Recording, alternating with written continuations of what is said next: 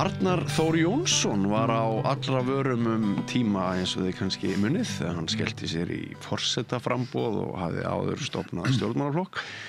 Hann hefur ennþá mikinn áhuga á samfélagsmálum og stjórnmálum og honum finnst öllu snúið á haus, las ég nýverið á Facebook síðans. Mér langaði aðeins að taka púlsinn á Arnari Þór. Vertu velkomin hingað til okkar að Rauðaborðinu. Takk fyrir. Ef við byrja bara á því sko að nú má kannski segja að rykið hafi sest hjá þér. Já. Þú varst héraðsdómari og varaþingmaður Sjálfstæðisflokksins. Já. Svo hættir þú sem dómari. Þú hættir í Sjálfstæðisflokknum. Já. Þú stofnar flokk. Já, ætlaði ekki gerst í þeirri röð að ég fór í þetta forsetaframboð og svo stofnaði flokkinn. Já, einmitt. Og svona þegar þú lítur yfir þessar hröðu breytingar í þínu lífi þarna á frekar stuttum tíma, sko hugsarðu hvern andskotan var ég að gera? Ég átti fínasta líf og ég var komin á þann stað sem að margir Íslendingar stefna að. Já. Eða hugsarðu með þér, já þetta var gott hjá mér, ég þurfti að láta á þetta reyna og ég er hvergi hættur. Já, þegar við förum beint hérna í djúpulögina og ég ætla bara að vera alveg heiðarlegur með það að koma upp auðvitað þessi spurning vissulega vaknar hjá mér. Bara hvað var ég að hugsa? En ég var að hugsa þetta bara síðast í gær. Og ég gerði þetta í rauninni af því að mér var svona, ég geti sagt ofboðið yfir því hvert mér fannst að væri að leiða íslenskt þjóðfélag eða bara misboðið yfir því hvernig mér fannst að stjórnmálamenn og valdamenn væru að bara fara með valdið. Ég meina hvernig ég vil segja fara með ósannindi gagnvart fólki, hvernig fólk villir á sér heimildir, hvernig stýrt í þágu alls konar sérhagsmuna en ekki í þágu fólksins sem að byggir landið, hvernig mér finnst vera grafið undan í rauninu mörgu því sem að ég var alin upp við að ætti að vera heilagt, sem bara hreinleiki íslenskra náttúru, íslenskt vatn, íslenskar heiðar, íslenskt tungumál, íslensk menning og svo framvegis. En hefur ekki geta gert eitthvað til þess að sporna við þessu sem varaþingmaður Sjálfstæðisflokksins?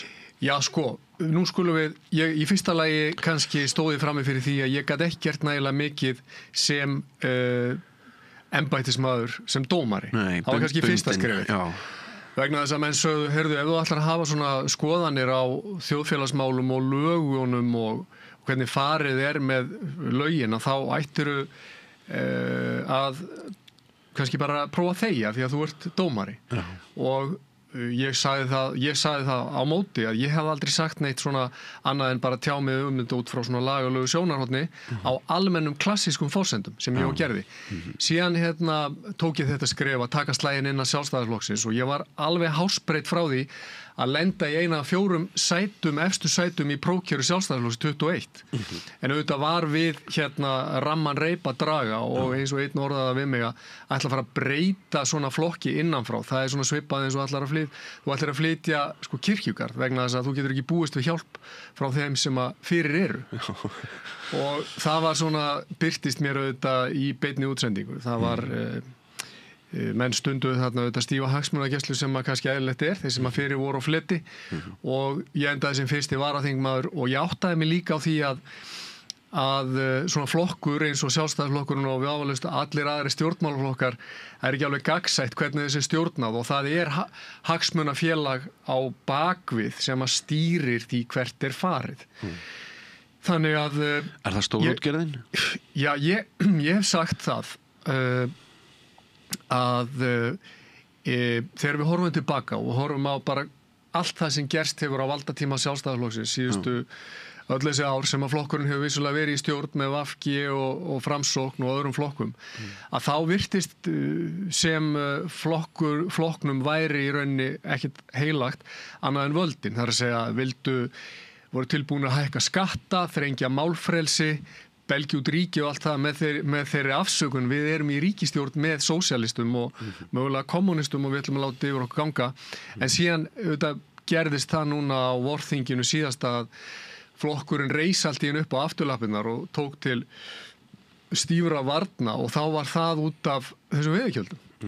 Og hann í rauninni hefur skadað sjálfan sig með þessu. Það að segja, hann hjó af sér fylgi þeirra sem að sögðu að útgerðin á að geta borgað meira og lagt meira til samfélagsins á annan vænginn og hinn vænginn var hann að skada sig gagnvart svona þessu kjarnafylgi sínu þegar hann í rauninni andmælti ekki þessu bókunarfrumvarpi, bókun 35. Og ég stend frammi fyrir því, Björn, og ég hef verið að velta þessu fyrir mér líka af því að þegar þú bauðst mér að koma og ræða þjóðmálin og hægri og vinstri og svona, þá segi ég er ekki viss að við höfum mikið val milli hægris og vinstris á Íslandi vegna þess að mér sýnist alveg ljóst auðvitað að Samfylkingin og Viðreisn og aðrir flokkar sem að svona mætti kalla að neyjist til einhvers konar ríkisvæðingar og vinstri stjórnar vilji fara með okkur á hraðferð undir verndarvæng Evrópusambandsins en að Sjálfstæðisflokkurinn vilji í rauninni fara með okkur á sama endapunkt en gera það hægt með því að tilbiðja EES-samningin sem að hefur í þessi 30 ár innleitt alltaf stöðugt meira af völdum og áhrifum Evrópusambandsins eins og það núna. Þannig að ég stofnaði flokkinn. Ert þú sannarlega á því að EES-samningurinn hafi ekki verið Íslendingu til góða? Sko, ég er á því að mörguleiti hafi EES-samningurinn verið til góðs, sérstaklega fyrstu árin. Það að segja hann innleiti hér að ýmsu leiti ákveðna endurnýjun í íslenskum lögum, innleiti samkeppnisreglur og neytendavernd og annað slíkt.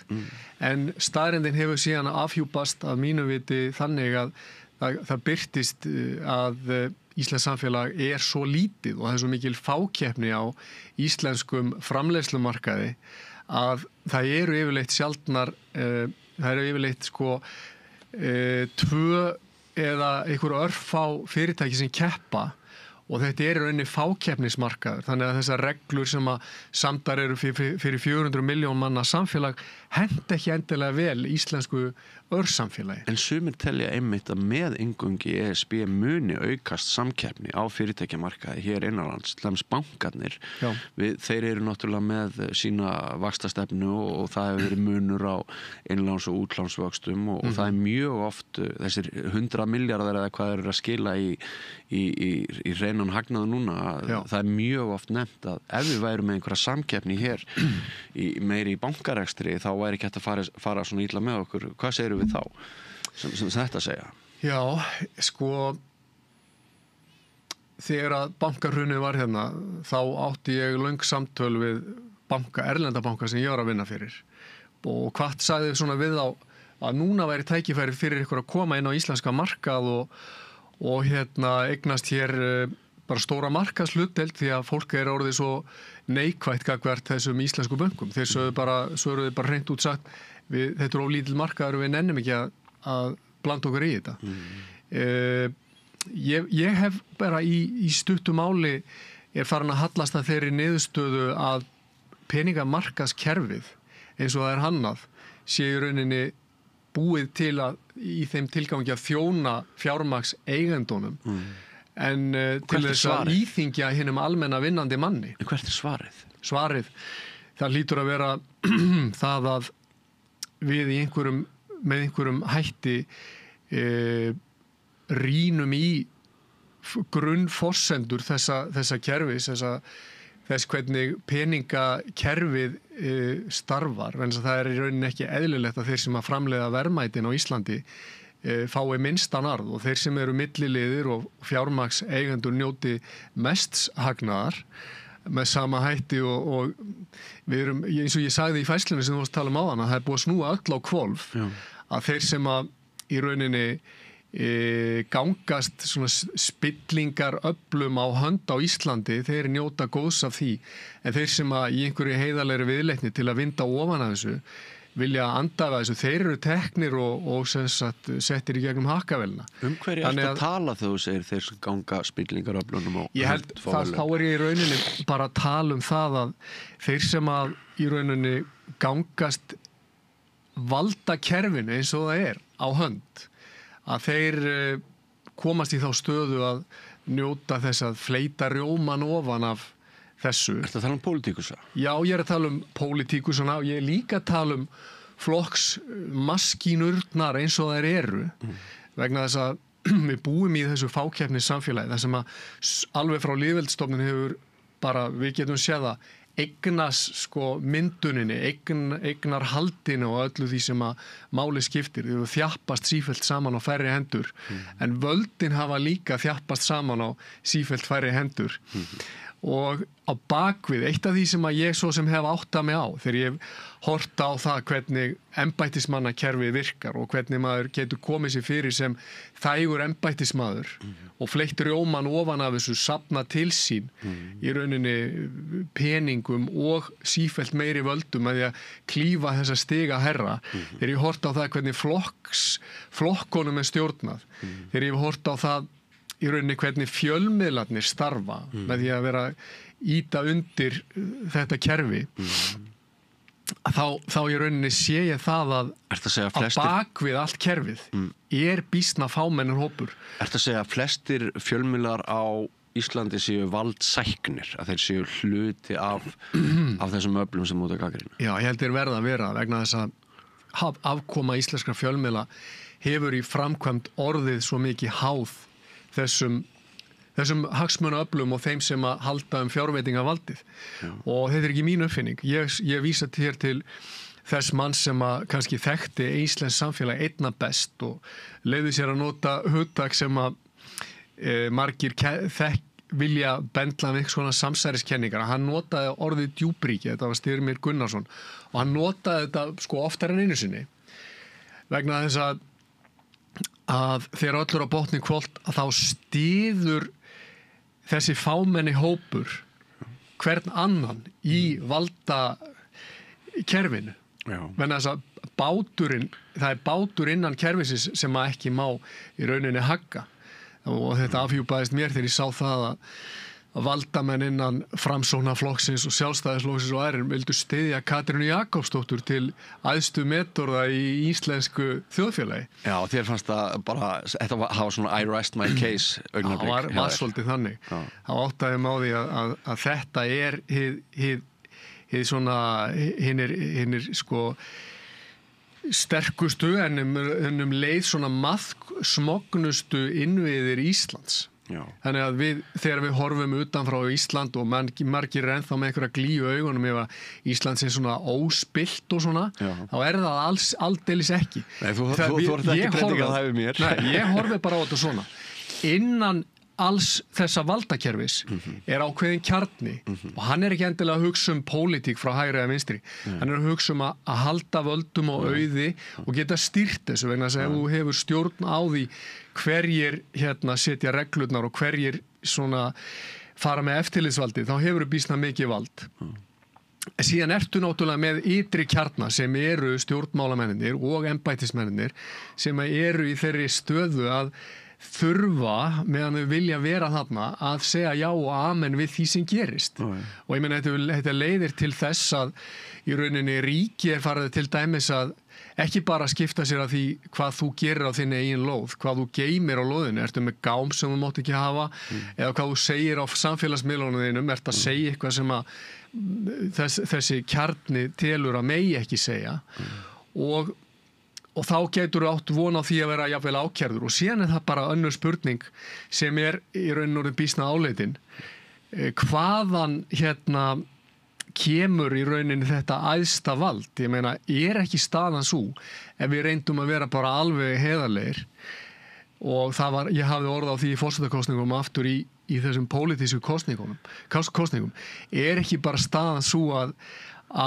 það er verið að steypa öll þjóðríkin í sama form og koma okkur öllum undir einhvers konar stærri ytri stjórn með hvað sem það heitir Sameinuðu þjóðirnar eða Evrópusambandið eða hvað það er.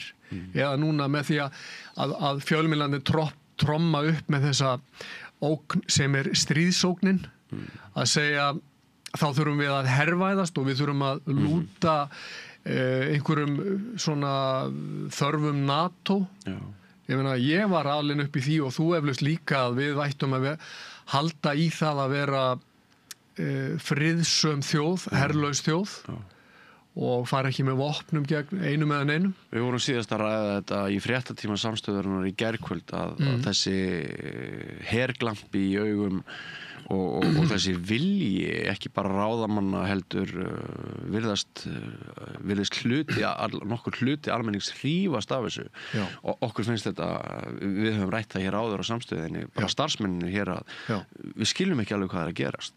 Nei. Það sem er að gerast, ég hef enga patent skýringa á þessu heldur, Björn. Ég bara, mér finnst gott að hugsa þetta kannski upp átt með þér að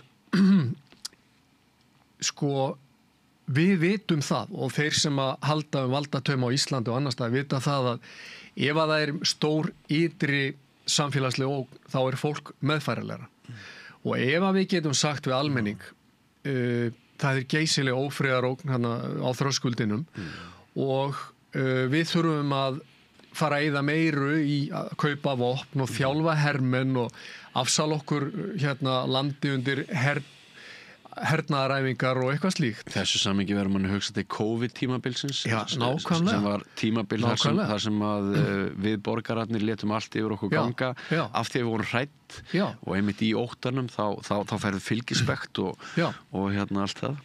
Nákvæmlega. Þannig að ef þú ert með fyrirkomulag og ríki sem að í rauninni heldur uppi öllum fjölmiðlum þá verða fjölmiðlarnir þægilegt tæki, eiginlega eins og hátalari til að koma á framfæri þessum svona skilaboðum að nú þurfum við að standa saman, nú er ytri ógn sem að krefst þess að við verðum viljur til að afsala okkur fjármunum og frelsi og hleypum ríkinu nær okkur í alls konar eftirlitsaðgerðum. Nú ætla ég aðeins að inn í þetta, þá ætla ég að fá að lesa aðeins upp úr færsluðin á Facebook sem má kannski segja að hafi verið tilefni þess að við hittumst hér. Og það má kallast dagleg glíma sérhvers hugsandi manns að reyna að skilja á hvaða leið þetta samfélag segir þau, þar sem öllu er snúið á hvolf. Sá sem þetta ritar tilheyri þeim ört stækkandi hópi almenning sem hefur áttað sig á að það eru ríkisreknir og ríkisstyrktir fjölmiðlar sem mestu ábyrgð bera á öfug snúningnum. Þessi miðlar birta daglega fréttir þar sem ljósir kalla myrkur, sá sem vil segja sannleikann má vænta þess að vera sakaður haturs, orðræðu, stríður kalla friður og hefðbundið, klassískt frjálslyndi kallað populismi eða hægri öfgar. Þetta er hluti af færslunni. Ertu sérstaklega að beina spjótunum hér að Ríkisútvarpinu? Já, ég er auðvitað engin aðdáandi Ríkisútvarpsins og ég tel raunar að Ríkisútvarpið sé orðið einhvers konar krabbamenn í þjóðalíkamanum. Því að markmið Ríkisútvarpsins sýnist mér ekki endilega vera að segja sannleikan, heldur að boða einhverja sýn á veruleikan sem að er heimatilbúin og hleypir ekki að svona í rauninni sjónarmiðum eins og þeim sem ég hef viljað halda á lofti sem er í rauninni klassísk sjónarmið. Í sumar var ég endaði alla daga að ég lesa Davíð Stefánsson. Ég og Davíð erum bara algjörlega sammála sýnst mér flest allt en Davíð yrði jafn hiss og ég að myndi hlusta á Ríkisútvarpið í dag. Þess að fréttaflutningurinn, lífssýnin er orðin allt önnur. Ég er með eina skýring á þessu, Björn. Og ég veit ekki hvort ég má segja það hér við rauðaborðið. Endilega. Hér má segja allt. Ok, frábært. Ég er með eiginlega þá skýringu og þetta er að hluta til fengið eftir lestur minn á Davíð Stefánsson. Ég ætla ekki að gera hann ábyrgan fyrir svona einu leyti. En þegar Davíð er að tala um það að við höfum að verja landið og við höfum að hugsa vel um íslenska tungu, við höfum að vera friðelskandi og allt það, þá er líka í hans skrifum gegnum gangandi þessi tenging við hið eilífa, við það sem við getum kallað uppsprettu sannleikans, við einhvers konar hreinleika og tærleika og ég hef sagt það að við höfum í nútíma samfélagi fjölmiðla sem að vissulega reyna að setja það sem gerist í samhengi hægri og vinstri með öllum þeim annmörkum sem ég var að lýsa áðan þegar hægri og vinstri eru fann að stefna sýnist mér að sama marki að þá sýnist mér líka fjölmiðlarnir vilji reyna að tengja okkur niður til þess sem við getum kallað bara jörðina, jarðtengja okkur og tengja okkur við það sem við getum kallað það að við erum að hugsa vel jörðina og við séum jarðneskar verur, en mér sýnist að vandamál íslensks samfélags og kannski vandamál vestræns samfélags í dag að það vantar himnatenginguna.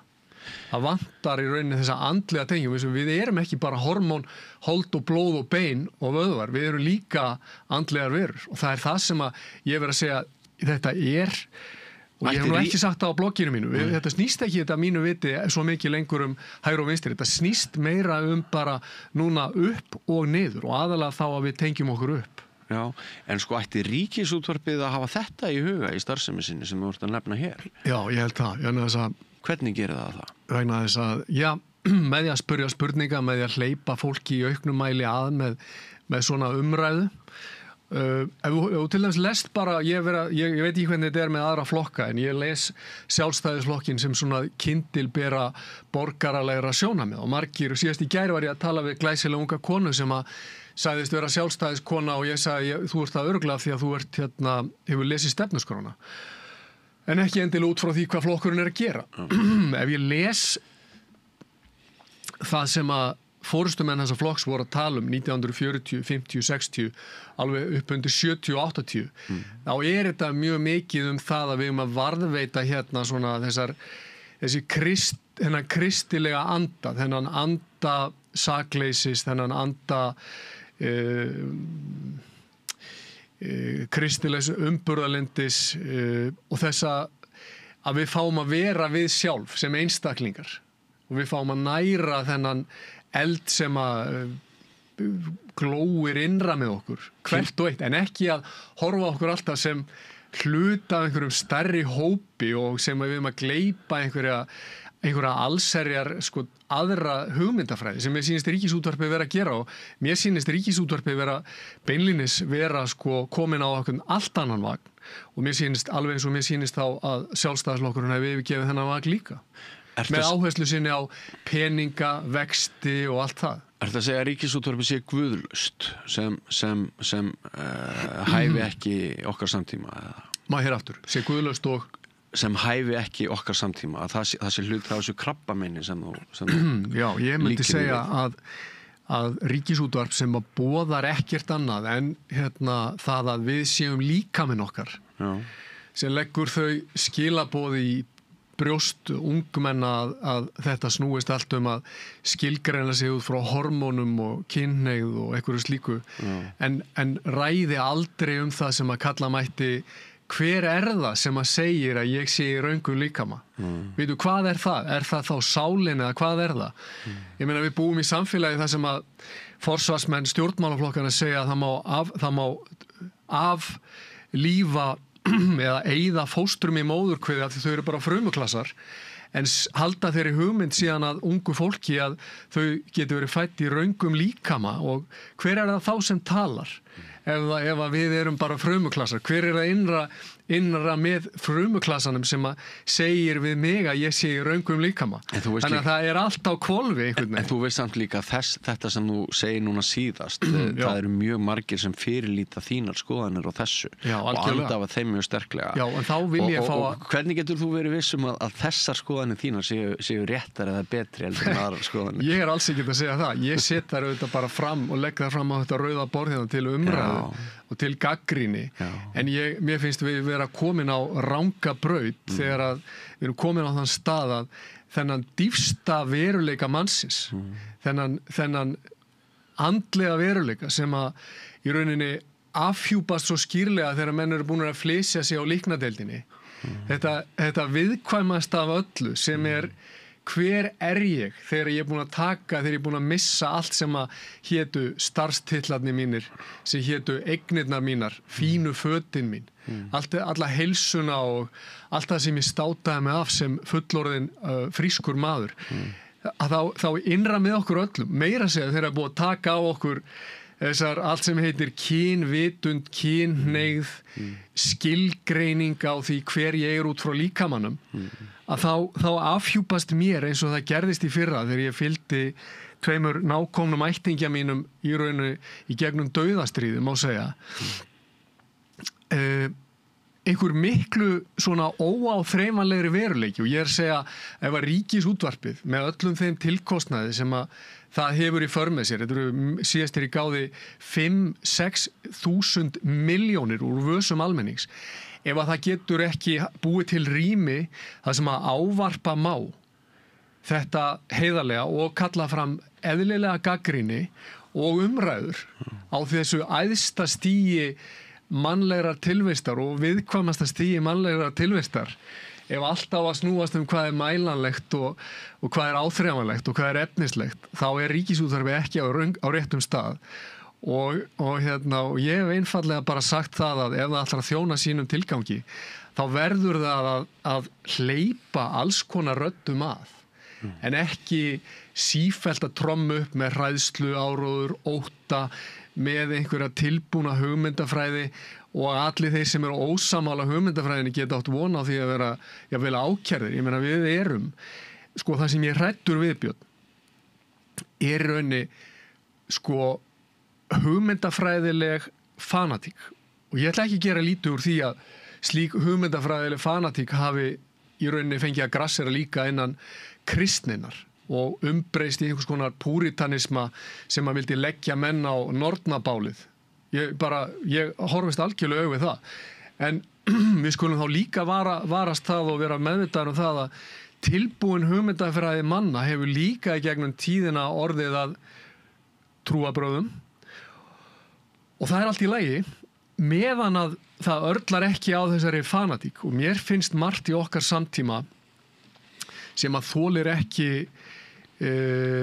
gagnrýni, sem að umber ekki önnur sjónarmið vera að fara að einkennast þá af einhvers konar fanatík og ég sjálfur, af því að ég skilgreini mig sem frjálslyndan svona íhaldsmann, þá ég skítlogandi hræddur við alls konar fanatík, hvaðan svo sem hún kemur. Það eitt sem þetta eftir í huga, sko, það svona ákveðin orðræða að vinstrið eigi mjög bágt og sé veikt og enga þingmenn og eitthvað sliðs og við séum svona búin að færa okkur meiri yfir á miðjun og jafnvel aðeins til hægri sem samfélag, sko, mér finnst, sko, það rímar kannski svolítið einkennilega að ef vinstrið veikt þú ert hægri maður, stemningin mið og til hægri, ættu þá ekki fjölmiðlar landsins frekar að vera svona á þínum ás heldur en ef þú værir að koma frá sósíalistaflokknum Já, ég segi bara við þig takk fyrir þessa spurningu og gaman að tala við þig. Nú ger ég ráð fyrir að þú nálgist þessa umræðu svona út frá vinstri pólnum. Nei, ég geri það ekki. Nei, okay. Það eftir að gefa þér eitthvað rangt. Sko. Ok, ég ætla ekki að gefa mig neitt þá. En bara takk fyrir spurningu. Ég blaðamaður sem að hef daðrað við einhver pólitískar tilraunir og framboð en finn mig best heima sem engra vinur í blaðamennskunni. En frábært. Það dýrmætasta hlutverk blaðamanna að reyna að varpa ljósi á í rauninni bara veruleikan út frá gagnrýnu sjónarhóli. En mér er svo áhugavert og þú segir þetta vegna þess að ég hef verið að segja við sjálfa mig að núna eftir öll þessi umbroti í mínu lífi, ef ég myndi til að stofna fyrirtæki, þá hef ég verið að hugsa síðustu í rauninni mánuði að ég geti valið mér heiti á svona fyrirtæki sem gæti verið svona síðasti íhaldsmaðurinn á Íslandi eða bara síðasti hægrimaður á Íslandi. Ég upplifi mig í rauninni sem bara einhvers konar rópandan í einhvers konar vinstri eða mið-eyðimörk þar sem að ég eigi mér fáa svona sem að ennþá allt og fáa stuðningsmenn, skilurðu mig og ég var að leika mér að því fyrir síðustu kosningar að finna hverja myndi ég skilgreina sem svona alveg hægri menn og ég held ég að við talað upp svona 4-5 af þessu 63. Ég hef ekki reynt að telja þetta núna en ég ímynda mér að það sé eitthvað svona svipað þannig að ég Og enginn þeirra í Sjálfstæðisflokknum? Allir í miðflokknum kannski? Já, í rauninni. Ég held að það sé nokkuð nærri lagi. Kannski Jón Gunnarsson, ég veit það ekki samt hversu heill hann hefur verið alveg gegnum gangandi. En góð spurning og ég talaði við Sigmund Davíð fyrir síðustu kosningar, vildi ekki bara stíga fram og kallaði bara hægri flokk, en hann vildi það ekki. Ég ville vera á miðjunni því að það allir á miðjunni. Og þetta leiðir okkur kannski þá aftur að því sem við vorum að tala um áðan, þegar að sko, þú ert með í rauninni stjórnmálaflokka sem eru valdastofnanir í íslensku samfélagi, sem að fóðra ríkisfjölmiðlana með peningum. Og þegar að ríkisstofnanina sem að þessir stjórnmálaflokkar eru segja síðan við sitt fólk, þetta málflutningurinn, þetta eru skoðanir sem þú mátt hafa og þetta svona átt að kjósa, að þá þjappast þetta svona saman í einn ofboðslega harðan köggul og þeir sem að stíga út úr þessu, og þess vegna segir þú kannski með réttu að það séu ofsalega fáir sem að standa þarna til hliðar vinstra megin, þá sé ég það með sama hætti líka mjög skýrlega að það eru fáir sem það þori að standa utan við þetta hægra megin og örlög þeirra verða þá þau sömu og kannski mín þegar ég í rauninni ákveði að vera óþekkur strákur innan Sjálfstæðisflokks og kjósa gegn leigubílafrumvarpinu og gagnrýna flokkinn fyrir afstöðu hans gagnvart Evrópusambandinu og svona, eða öllu heita afstöðuleysi, að þá birtist mér þetta aftur sem samansúrrað pólitískt hagsmunagæsluvald sem að í rauninni örlítil valdaklíka heldur utanum sem að síðan ver hagsmuni hvers annars. Það að segja þegar að þessir góðu krakkar sem hafa verið þægin innan valdaklíkunar í rauninni missa síðan þingsæti sitt, þá sér klíkan dálítið fyrir þeim. Þegar þú ákveður að fara gegn flokksviljanum, breytist þá bara allt á einni nóttu? Já.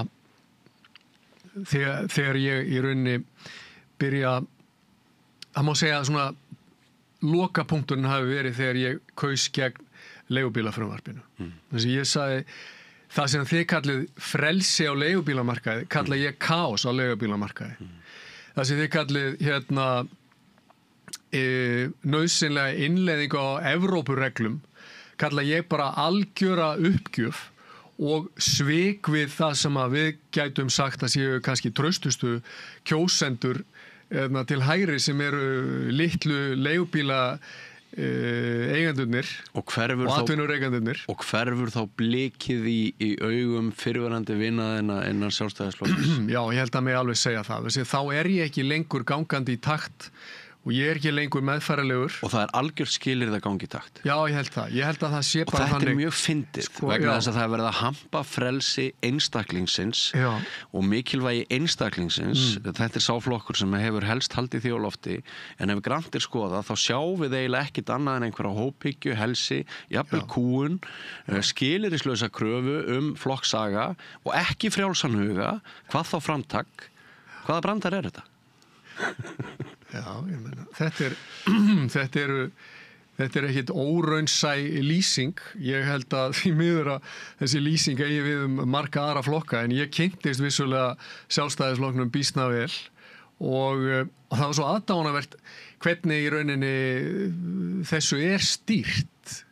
Ég meina á landsfundum og víðar þá svona þá alveg haldið ótrúlega vel utanum og þessi gætt núorðið að svona óþægilega menn sé ekki mikið að komast í ræðupúltið. Þetta eru stýrðar æfingar. Það gæti hafa verið banabitinu mitt, það ekki? Þurfi ekki öll svona samtök, stórar, breið, kirkjur, fylkingar, þær þurfa súrefni, þær þurfa gagnrýni, bæði innan frá og... Ég velti þessu aldrei fyrir mér, því að ég vissulega fór í það eins og þú nefndir að stofna stjórnmálaflokk, bara að því að mér var misboðið gagnvart í hvernig þetta allt sko rekið og hvernig þessi stjórnað. En ég stóð líka frammi fyrir því að 2-3 vikum eftir ég búin að lýsa því yfir að ég ætla að stofna stjórnmálaflokk, þá bara sagt, það bara kosningar og þá þarf ég að fara að manna flokks eða sett frambóðslist og allt það. Ég áttaði mig á því svo ég segi það nú alveg heiðarlega, að ég myndi þurfa á einhverjum tímapunkti að svara þeirri spurningu, hvernig tekst ég á við einstaklinga sem eru komnir hérna inn og vilja hafa allt aðra skoðanir og vilja rífa kjaft og svona. En þá verð ég líka þá, og ég er ekkert komin í gegnum þá pælingu, en ef þú ætlar í rauninni að fara að gera þetta þannig að þetta verði leiksýning, að þá ertu búin að býta í sömu blásýru töflu eins og allir hinir flokkarnir sem að í rauninni reyna strömlínulaga og fara í það að smala þessum köttum eins og það er orðað. Og þá verður nefnilega hættan sem að Ögmundur Jónasson lýsti svo vel að VG var höggvin á rótinni og hann sagði þetta er ekki lengur vinstri hreyfingin grænt framboð, það er ekkit vinstri, það er ekkit grænt, þetta er bara hreyfingin framboð sem snýst að skaffa flokkseigendunum vinnu og fjármagni inn í þessa ríkisstofnun sem þetta er og örlög VG náttúrulega urðu síðan óhjákvæmilega þau að flokkurum var síðan kosin út vegna þess að fólk sagði til þess að kjósa flokk sem er höggvin að sinni rót. Sama má segja auðvitað um sjálfstæðisflokkin sem hefur verið höggvin af sinni rót líka. Og svo dönsuðu þessir flokkar saman svolítið beint eða óbeint eins og þú nefndir áðan í forsetakjörinu. Ég get tekið undir það að eitt af súrrealískasta sem ég hef rekst á sem blaðamaður.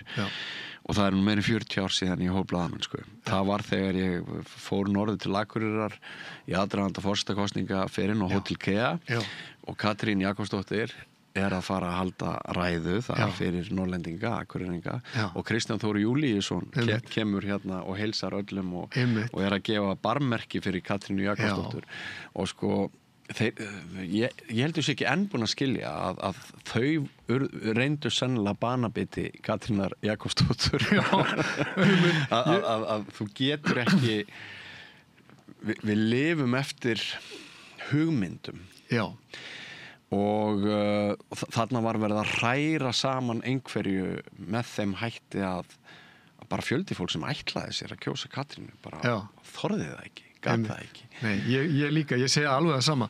Er svo myndina af Kristjáni Þór Júlíusinni vera að grilla pulsur í einhverju partíi fyrir Katrínu Jakobsdóttur að þá var ég ekkert eitthvað pirraður eða neitt svoleiðis, ég bara hugsaði hvert erum við komin?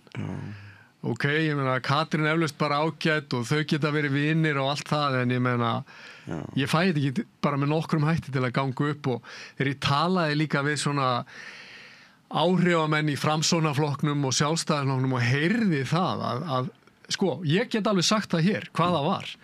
Ég sagði býtu, af hverju ertu komin á þann stað að þú ætlar að styðja manneskju til að æðstu metorða sem er í rauninni í grundvallar atriðu með allt aðra lífsýn heldur en þú. Hvað er það sem skýrir það fyrir mér að þú ætlir að sko, segja skilið við það hugmyndir sem að þú hefur byggt allt þitt líf og all þín skrif á þá fékk ég svarið og þetta er raunverulegt svar, ég er ekki búið þetta til og taktu nú vel eftir Katrín mun ekki sko Katrín skilur hvernig kerfið virkar Katrín mun ekki rugga neinum bátum og þetta var bara svona vá fyrir mér, ég rauninni þurfti þá er bara búið að kippa þessum öryggisventli úr sambandi sem forsetaembættið nákvæmlega og þannig að þeir sáu mig náttúrulega sem einhvern svona óþægilegan mann sem að í rauninni er að reyna að er að reyna með kannski misgóðum árangri að tala út frá því sem að hann telur rétt og satt ég er ekki að segja ég hitt alltaf á það ég held ég að hitt mjög oft á það eins og en hann er svo ófyrirsjánlegur það er ekki hægt að hleypa svona manni nálægt einhverju völdum en þá segi ég sko lýðræðið er frábært og ég er áhugamaður í lýðræðið það við tökum ábyrgð á okkar nærsamfélagi tökum ábyrgð á svona framtíð samfélagsins okkar og leifum okkar rödd að heyrast en séum ekki alltaf fljótandi á yfirborðið einhverja vinsælda og þess sem að kemur okkur vel. Þetta og lýðræðið getur nefnilega þróast yfir í það að þessi stíð á minnihlutan. Og þess vegna erum við ekki bara með lýðræði á Íslandi, þess vegna erum við með lýðveldi og þess vegna byggum við til öryggisventil sem forsetinn. Vegna þess að hann á að gæta að því að þessi mikilvægu varnaglar stjórnarskrárinnar haldi þegar mest á reynir. Voru þetta framámenn eða miðstjórnarmenn bæði innan Framsóknarflokks og Sjálfstæðisflokksins sem töluðu með þeim hætti sem þú vitnar til? Já. Þetta var ríkjandi skoðun inn í þessum. Alveg, og veistu, það var ótrúlega merkilegt og ég ætla að segja þetta líka hérna. Sem sagt, kortir áður en ég lýsti yfir að ég ætlaði að fara í forsetaframboð. Þá fékk ég skilaboð. Ég ætla ekki að menn þurfa ekki að hafa áhyggjur af því að ég ætla að nafngreina eða segja frá því nokkuð tíman hverjir það voru sem að sendu mér þessi skilaboð. En þegar að menn töldu sig vera farnir að lesa það út úr orðum mínum að ég ætlaði að fara í forsetaframboð, þá fékk ég þessi skilaboð frá mönnum úr innsta hring, innstu koppum í, ég held ég geti sagt Framsóknarflokknum og Sjálfstæðisflokknum og ég get sagt gamla Alþýðuflokknum. Ég ætla ekki að nefngreina segja Sjálfstæðisflokknum Samfylkingunum endilega. En það var svo skrítið. Og hvernig voru þessi skilaboð? Þau voru efnislega eiginlega öll á sömu lund. Já. Þú munt ekki komast í gegn. Þú ert að kljást við ofurefli. Það verður stilt upp frambjóðanda sem verður sterkari heldur en í rauninni nokkur svona óháður frambjóðandi getur nokk tíma ráði við. Þú átt að vita á því að draga þig til hlés. Það væri þér fyrir bestu og eitthvað svona og það sem var svo skrítið að þú veist, þetta var næstum því orðað á sömu leið. Hvort myndirðu kalla þetta aðvörun eða hótun, beina hótun? Þetta er klætt í búning, umhyggju og elsku og aðvörun af því að mér finnst svo vænt þig og ég vill þér svo vel en ég held að á bakvið, ég kann alveg að lesa á milli línana líka, ég alveg þjálfaður í því að lesa á milli línana og ég tók þessu þannig. Ég gerði það. Þannig ég áttaði mig auðvitað á því frá áður en ég tók skrefið að ég myndi fá eld og brennistein yfir mig. En ég segi við þig, Björn, og ég segi við alla þá sem að nenna að horfa á þetta að ég held að lífið sé einhvers konar eldskírn og ég held að þegar við komum á svona þessa síðustu andartök þessarar lífsgöngu okkar þá spurjum við okkur öll hvernig tókst ég á við áskoranirnar og hótanirnar og allt það sem að yfir mig demdist. Ég meina, leyfði ég rödd mín að heyrast, leyfði ljósi mín að skína, var í málsvari einhver sem ég taldi að þyrfti að halda á lofti eða var ég í yfirborðsmennsku, eiginhagsmunum og lifði ég þá einhvern tímann sönnu lífi. Þetta eru meiri áttar spurningar. Ég ætla ekki að fara að svara þeim fyrir neitt en menn þurfa þetta að svara þessu á viðkvæmustu stundum ævinnar. Það búið að tíminn hefur flogið, við komumst ekki lengra en ég þakka þér kærlega fyrir að deila bæði persónulegri hliðinni og margt sem þú sagt að mínum mati sem blaðamanni mjög umhugsunarvert og muntu halda áfram í pólitík bara svona rétt í lokin? Ég veit það ekki. Kona mín stundum að tala um þetta við mig, hún segir af öllu því sem þú hefur gert dagana þá var þetta sennilega það erfiðasta og þetta var ljótasti drullupollur sem þú hefur stigið út í. það var pólitíkin og ég held að það sé alveg satt. Mun ég halda áfram, ég geti í rauninni ekki svarað, það er bara eiginlega eina heiðalega svarið. Já.